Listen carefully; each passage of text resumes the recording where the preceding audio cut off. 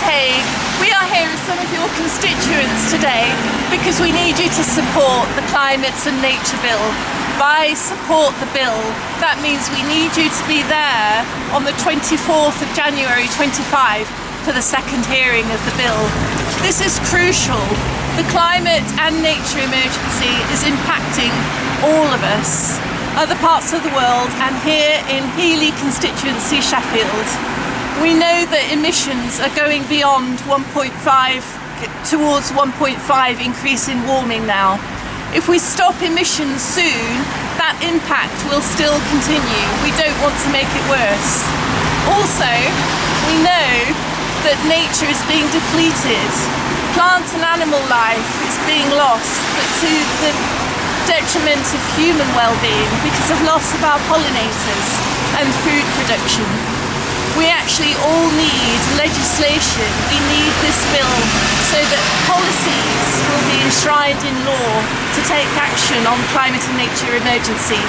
Locally, in the Peak District, peat is being depleted due to prolonged rainfall. That is meaning we're losing a natural carbon sink.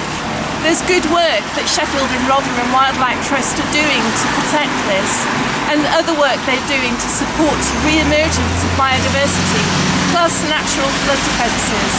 But we need the government to support this more by putting into law that nature destruction would be reversed. That is what the CAN bill will do. It will also put into law that citizens can have their say and can make a difference in policy formation. So Louise, for the sake of your constituency, where there are people, some of whom are actual climate refugees, and many others have families in countries worst impacted.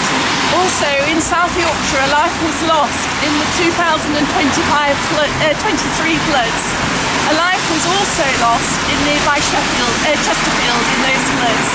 So Louise, please be there on the 24th of January to ensure that the second hearing is successful.